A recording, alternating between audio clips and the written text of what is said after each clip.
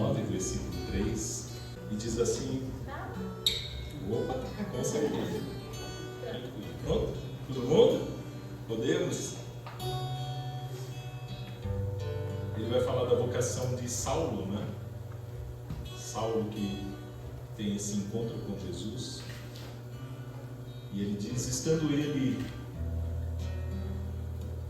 em viagem e aproximando-se de Damasco, subitamente uma luz vinda do céu o envolveu de claridade. Caindo por terra, ouviu uma voz que lhe dizia: Saulo, Saulo, por que me persegues? Ele perguntou: quem é, Senhor? E a resposta: eu sou Jesus, a quem tu persegues. E aí na tua Bíblia, quem está com a Ave Maria vai dizer que Saulo vai perguntar para Jesus: o que queres que eu faça? É isso? É assim que está na tua? A minha tradução é de Jerusalém, ele não tem essa resposta.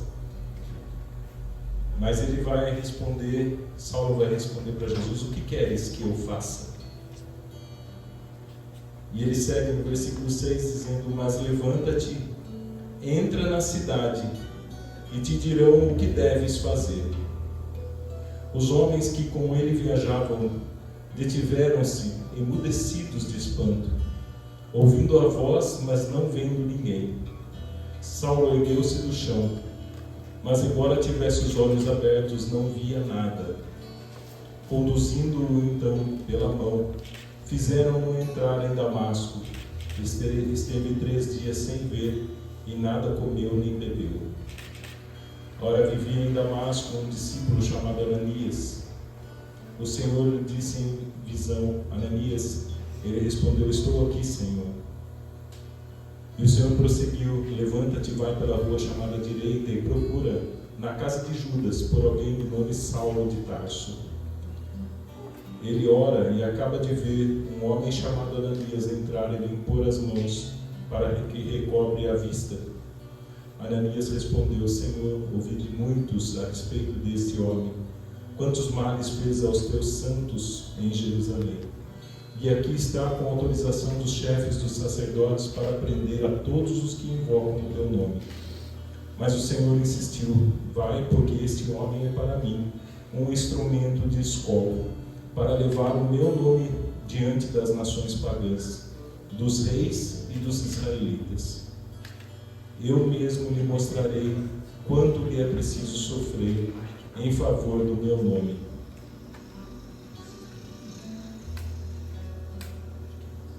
Ananias partiu, entrou na casa, impôs sobre ele as mãos e disse: Saulo, meu irmão, o Senhor me enviou, Jesus, o mesmo que te apareceu no caminho por onde vinhas.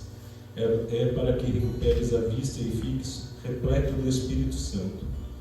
Logo caíram-lhe dos olhos umas como escamas, e recuperou a vista.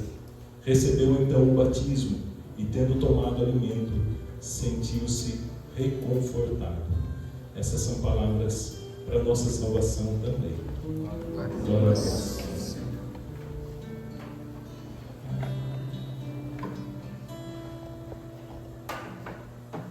A gente já teve um apanhado a respeito dessa passagem hoje nas missas, né? Eu até, assim, pedi para notificar o Padre Gustavo por ter dado, né, spoiler da minha pregação, né? E aí eu já fiquei, e agora, né? Mas graças ao Espírito Santo que Ele mesmo faz novas todas as coisas, né? Então Ele trouxe coisas novas durante esse dia, e eu fui ficando mais tranquilo, né? Porque ia ficar uma redundância repetir, né? Ainda mais o Padre Gustavo, né? Foi lá longe, eu falei: poxa vida, falou tudo que estava preparado já, né, para hoje. Mas o Senhor nos traz realmente coisas novas. E ele vem falar dessa conversão do Saulo, né? O grande perseguidor dos cristãos. Um homem realmente preparado, falava vários idiomas, realmente um doutor da lei. Mas que a caminho de Damasco sofre, né?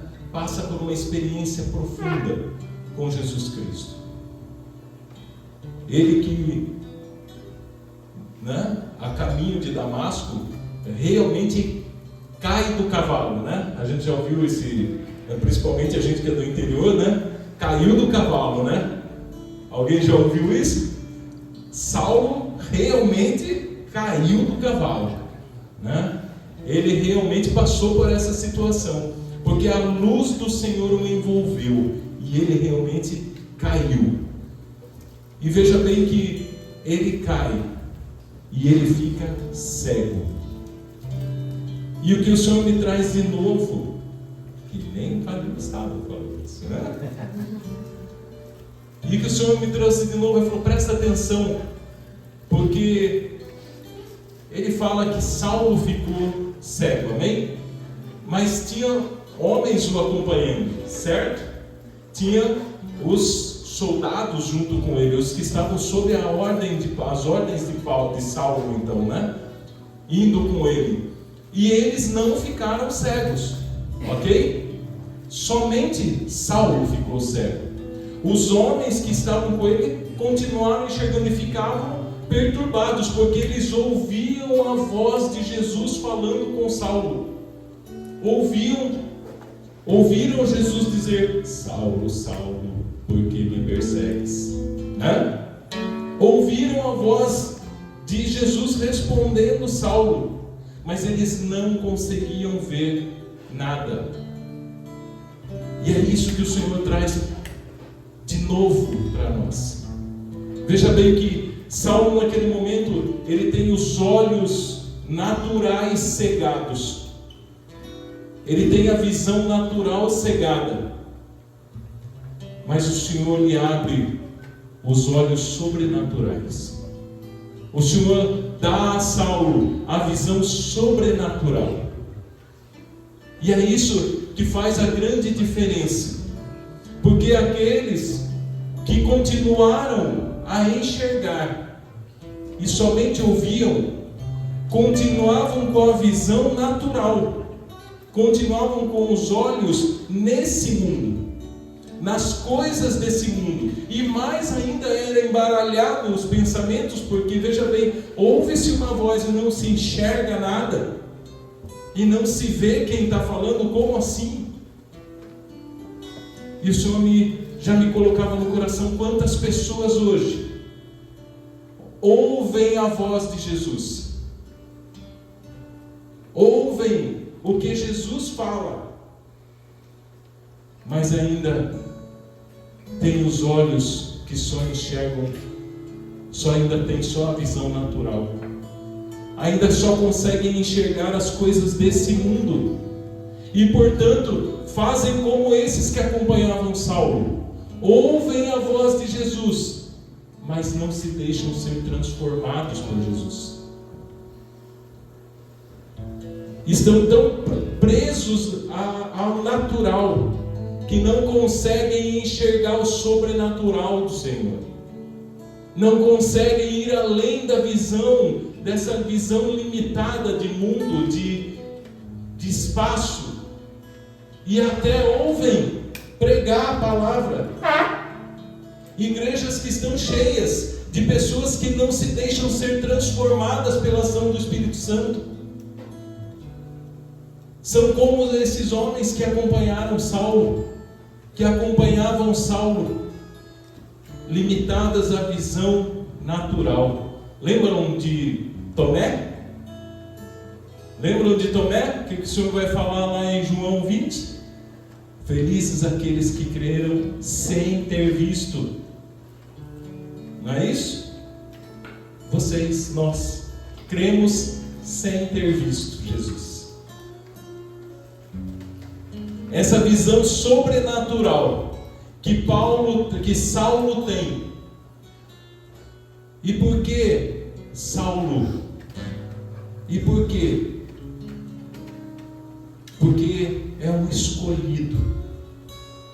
Porque foi escolhido. Ele vai dizer, Paulo mesmo vai dizer lá em Gálatas 2, ele vai dizer isso: eu, escolhido lá antes de tudo, lá na essência, no coração de Deus, eu já fui escolhido.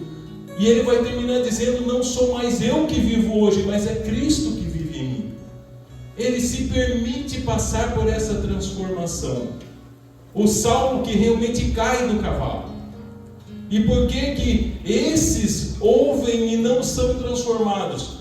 Porque não caem, não se abaixam, porque não se deixam diminuir por Jesus, não se deixam ser diminuídos pelo Espírito Santo.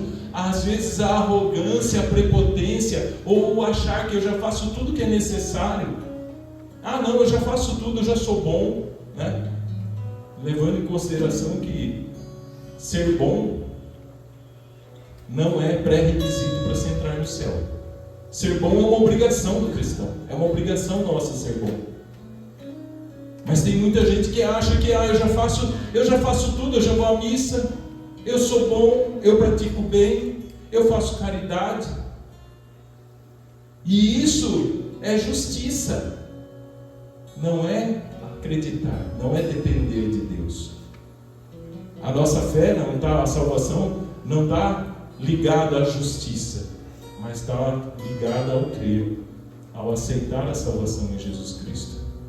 E quando Saulo cai do cavalo, ele põe a cara no chão e ele sabe com quem ele está falando, que é Jesus, aquele que ele perseguia. Veja bem, os olhos espirituais, os olhos sobrenaturais se abrem e ele começa a enxergar que aquele que ele persegue é aquele que o escolheu. Saulo muda de perseguidor para seguidor. Veja bem que ele sai da posição de tiro e vai para a situação de alvo, não é? Paulo sai da situação de quem matava para ser o morto, para ser o atentado. Veja que mudança que o Senhor faz na vida de Saulo. Veja bem que precisou ele realmente cair. É duro. É como que aquele cavalo que você vai domar, né? E nos primeiros momentos ele morde o freio, né? Ele não quer deixar ser domado.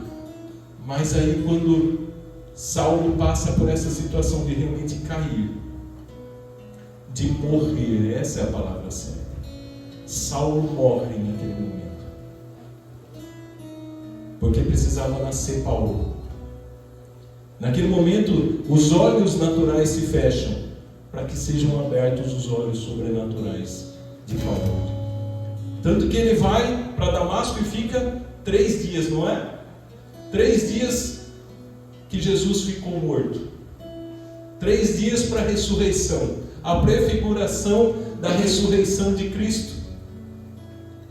3 dias prefiguração, não pós-figuração, porque Cristo já tinha morrido. A exemplo do mestre, ele também, Saulo, morre. E 3 dias depois ressuscita Paulo. É como essa transformação sobrenatural que acontece. Coitado da Ananias, você já parou por pensar no Ananias? Que foi mandado lá para rezar pelo matador de cristão? Mas eu nunca ia. Já esquece. Já pensou? O Senhor colocou ele na boca do leão. Se ele arrancou Saulo da boca do leão, ele colocou Ananias lá, né? Porque Ananias vai lá rezar por Saulo. Senhor, Saulo de Tarso, é esse mesmo que o Senhor está querendo que eu vá lá visitar? O Senhor está, né? Amigo assim, né? Para que inimigo, né? Mandar eu justamente lá na cova dos leões, né? Não, Ananias. Essa é a melhor escolha que eu tenho. Sabe o que quando Jesus disse isso? Ele é para mim instrumento de escola. Escola é a melhor escolha que você pode fazer. Quando ele diz, ele é para mim instrumento de escola. Ele servirá para mim para restaurar, para trazer de volta as nações pagãs. é a melhor escolha. E Ananias vai, ora por Saulo, e caem dos olhos como escamas. Quer dizer, abre-se a visão agora do homem restaurado, do homem ressuscitado, do homem escolhido por Jesus Cristo. Abre-se ali a vida de Paulo. Não é mais, eu não sou mais, como ele vai dizer, não sou eu mais que vivo, mas é Cristo que vive em mim. E ele diz outras coisas muito mais profundas, né? Se eu vivo, é por Cristo que eu vivo, mas se eu morro, é lucro. É Paulo que, veja bem, transformado, vai dizer essas coisas que até hoje a gente para e fica pensando: nossa, morrer para mim é Cristo, viver para mim é Cristo, morrer é lucro, é ganho. É ganho. Combati o bom combate, completei a corrida, agora só me falta receber a coroa. Olha bem as coisas. Nós que vivemos em Cristo, somos como aquele homem que chega na beira do mar e pega um punhado de água do mar, e a água lhe escorre entre os dedos, escorre das suas mãos, e aí você olha para aquela imensidão de água. E assim somos nós que cremos em Jesus Cristo. Nós não vivemos por esse punhado de água que escorre por entre os dedos. Nós vivemos por aquela imensidão de água que é para nós toda a eternidade que Deus tem para nós. Olha isso. É para isso que nós vivemos. Pela imensidão, pela grandeza do nosso Deus. É para isso que nós vivemos. É assim que o Senhor quer falar conosco hoje. É isso que o Senhor veio trazer de novo para nós hoje. Tem muitas pessoas lá voltando. Tem muitas pessoas, e você, de repente, tem pessoas assim até dentro da sua casa. Mas você tem pessoas, nós temos pessoas assim em todos os lugares onde nós vamos, que até ouvem a voz do Senhor, ouvem a voz de Jesus Cristo, ouvem Jesus Cristo falando, mas não se deixam penetrar pela voz de Jesus, não se deixam ser transformadas por esse Jesus Cristo, não deixam essa transformação acontecer, porque estão fechadas a esse Espírito Santo. E quem é você? Você é Saulo, você é Paulo. Hoje o Senhor também quer nos transformar. Veja bem, uma das coisas mais importantes que eu aprendi no meu encontro com Deus, no meu encontro com Jesus, é que menos é mais. E Ele acrescentou para mim: menos é muito mais do que você pensa. Menos é muito mais do que nós pensamos que seja. Por isso, se nós queremos não só ouvir, mas deixarmos sermos transformados, nós precisamos diminuir, nós precisamos deixar que o Senhor nos derrube. Nós precisamos colocar-nos aos pés do Senhor. Esse é o melhor lugar que tem para estar, aos pés do Senhor. Nós precisamos realmente deixar que o Senhor nos derrube do cavalo também. Colocar o nosso rosto por terra, para que o Senhor abra os nossos olhos espirituais, para que a gente passe a entender isso. O Senhor vai tirar dessa passagem, Ele ainda me trouxe mais alguma coisa que é muito importante, porque Saulo, porque com tantos apóstolos tão grandes, Pedro, Tiago, João, por que ele vai buscar lá o Saulo? Porque era o impossível. Veja bem que ele pega, a escolha mais impossível de ser feita é o que o Senhor vai fazer. Ele vai pegar o maior perseguidor, ele vai pegar o maior matador de cristão, e olha que Saulo não tinha... Saulo entrava nas casas e tirava mulheres, crianças, homens e exterminava. Era só saber que era cristão. E Saulo Matava mesmo. Era um assassino de cristão. Sob os pés de Saulo está o sangue de Estevão, o primeiro apóstolo morto. Vê o tamanho da escolha. É o impossível do impossível ser transformado. É o impossível do impossível. E ele vai enviar Saulo a quem? Os gentios. Saulo vai ser conhecido como, Paulo vai ser conhecido como apóstolo dos gentios. Daquele povo pagão, daquele povo que não aceitava Jesus Cristo, daquele povo que não conhecia nem Jesus Cristo. É o impossível para os impossíveis. O Senhor quer fazer a mesma coisa com você hoje. Quantos impossíveis você tem na sua vida, na sua escola, na sua casa? Quantos impossíveis você tem? E eu vou dizer, pessoas que estão assim como esses que estavam com Paulo, com Saulo até então, né? Que ouvem a voz de Jesus, mas não muda de vida. Continua achando que está tudo, não, do jeito que eu estou fazendo tudo bem. É por isso que o Senhor colocou você aqui hoje.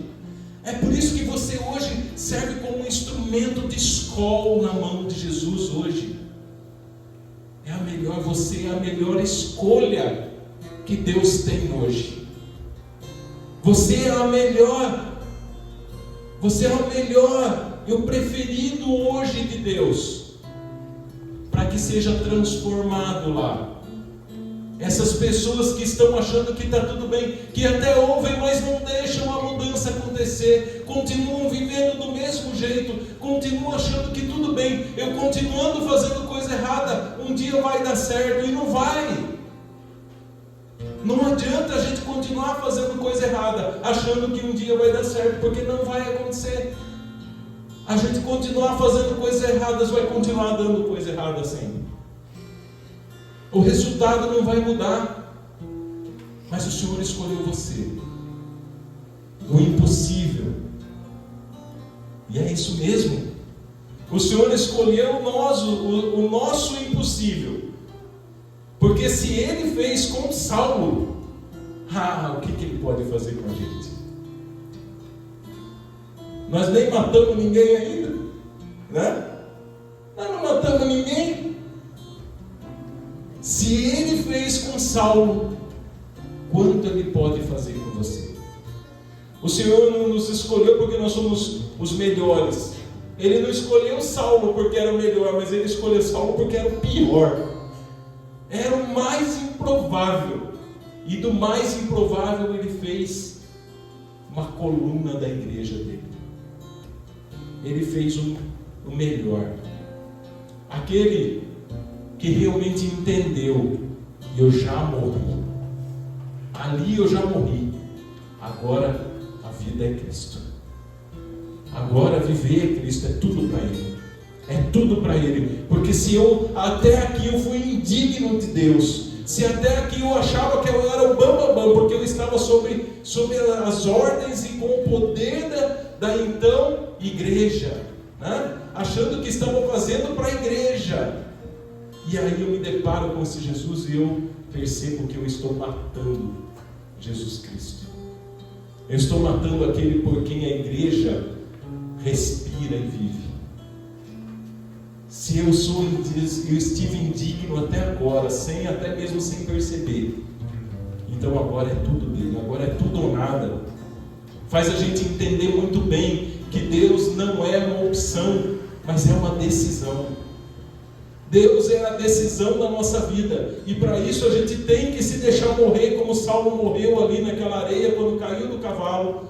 Nós precisamos também morrer, para que os nossos olhos espirituais se abram, para que as pessoas olhem para nós e falem: nossa, o impossível está acontecendo na minha casa, o impossível está agindo no meu trabalho, o impossível está agindo na minha escola. As pessoas precisam ver que o impossível é possível sim nas mãos de Deus.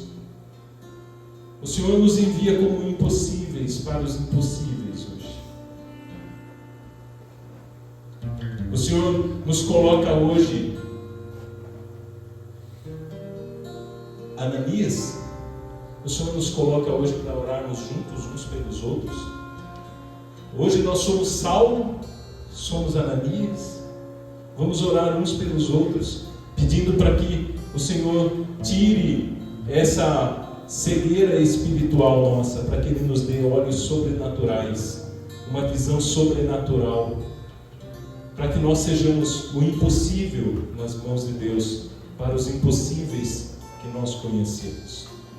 É o impossível para o impossível, mas que nas mãos de Deus é possível. Você crê?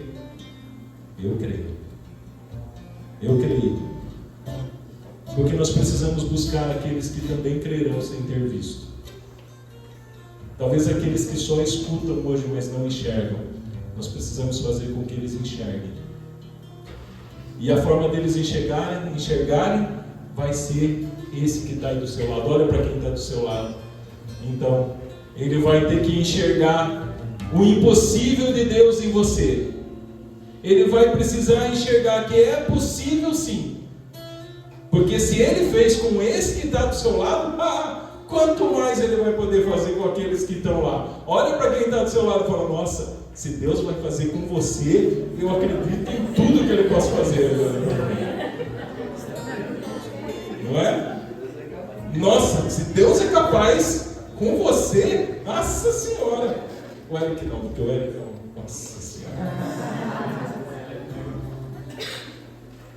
É isso que o Senhor quer fazer com você hoje, meu irmão. Eu não sei como é que está na sua casa, eu não sei como é que está no seu trabalho, aonde você anda, mas eu já falava com o Guilherme antes de começar, hoje mesmo, antes de começar, viu? Nós precisamos deixar rastro, nós precisamos mostrar para as pessoas. A gente falava a respeito da abstinência de carne na sexta-feira, né, Nenê? A gente falava a respeito disso, e quantas pessoas se impactam de você falar que você não come carne na sexta-feira. Nossa, parece que você está fazendo algo muito, né? E é só na sexta-feira ainda, hein? Imagina. Bom, se bem que o mundo hoje, né, vive em favor da sexta-feira. Sextou, vamos tomar e comer carne, vamos beber até. Não é isso? Mas nós precisamos deixar rastros. Quanto uma coisa simples é capaz de mudar o lugar onde você está. Eu até estava falando com o Gui, eu até vou falar disso. Na sexta-feira a gente, né, a gente come ali na conveniência, ali na Posto São Paulo, né? E a primeira vez que eu cheguei lá, na sexta-feira, eu falei: você não tem nada que não tenha carne? Ela falou: poxa, não tem, né? Porque eu tenho, eu sempre, né, espirra, não sei o quê, bababá, essas coisas assim ótimas para a saúde, maravilhoso, né? Nossa. E aí você chega lá, tem médico que eu fui falar. Aí você chega e fala: não, tal, aí uma delas me atendeu. Foi na outra sexta-feira, ela me atendeu de novo. Ela falou: viu, mas por que você não... Você é vegetariano? Eu falei: não, eu sou católico. Eu sou católico. Mas o que tem uma coisa a ver com a outra? Então, na sexta-feira eu faço abstinência de carne. Mas é assim. Aí ela virou para mim e falou: nossa, que coisa, né? Eu pensei que essas coisas não existiam. Eu nunca imaginava que isso ainda existia, que era assim, tinha alguém capaz de fazer essas coisas ainda. Falei: pois é, vou fazer o quê? A gente é meio louco assim e tal, na brincadeira e tal. Mas para minha surpresa, na outra sexta-feira que eu cheguei, ela falou: sextou! Eu falei: sextou! Ela falou: mas hoje eu tenho, como é que chama aquele? Como é que chama aquele salgadinho lá? Não sabe a minha frita. Como é que é o nome daquilo? Risole. Ela falou: mas hoje eu tenho risole de tilápia para você. Eu falei: agora você me derrubou. Então hoje você chega lá na sexta-feira, o risole de tilápia é uma delícia. Mas foi uma surpresa muito grande. Então eu chego na sexta-feira. E o mais agora não é só ela, porque eu chego lá, as outras meninas também. O cara do risole de tilápia. Na sexta-feira é garantido vender risole de tilápia pra gente. Mas é isso. São pequenas coisas, mas que as pessoas começam a enxergar, a sentir cheiro de céu, que é possível ser diferente. Que nós realmente desejamos algo, fazemos algo caminhamos, respiramos, que em partes não é mais nós, mas é o próprio Jesus que vive em nós. Vocês estão entendendo? São coisas que nós precisamos começar a fazer com que as pessoas entendam que o impossível pode ser enxergado, pode ser vivido, mesmo nas pequenas coisas. E tem uma delas que está grávida. Eu cheguei, a gente começou a conversar e a gente foi lá falando da gravidez, a gente rezou junto, Deus te abençoe, e glória a Deus, amém, amém. Você já começa a ser voz e ser braço de Deus nos lugares mais inusitados. Porque a gente é bom? Não, porque a gente é o pior. E justamente porque a gente é o pior, é a melhor escolha para Jesus. Porque ele fala, nossa, até nele ele é capaz de fazer isso, imagine, né, alguém que seja santo de verdade. Seu pai, sua mãe, seus irmãos precisam começar a ver em nós que o Senhor está agindo, que o Senhor é capaz e é possível fazer transformação, mesmo em nós, nessas pessoas que eles conhecem. E que talvez a vida inteira, né? E ainda a gente vai ouvir assim, e ainda vai para a igreja, né? Não é assim? Naqueles momentos que a gente perde as estribeiras, ainda a gente vai ouvir assim, ele está lá na igreja, bonito, acabou de sair da missa. Não é assim? Como se a gente também tivesse que, né? E a gente fala, viu? Você estava esperando esse momento para você, mas na hora que, em todo momento que a gente rezou junto, que a gente nunca teve bom, né? Mas nesse momento você veio tacar alguma coisa na minha cara. Você vê como eu não presto mesmo. O que acontece aqui é obra de Deus. Por isso que é só para você não esquecer que na verdade eu não sou nada. Porque você vê nas horas, é porque Deus faz. E se Ele faz em mim, imagine você que já é santo, o que Ele é capaz de fazer. Nossa, que muda. Mas os impossíveis lá da nossa vida precisam começar a encontrar o impossível que Deus fez na nossa vida. Amém?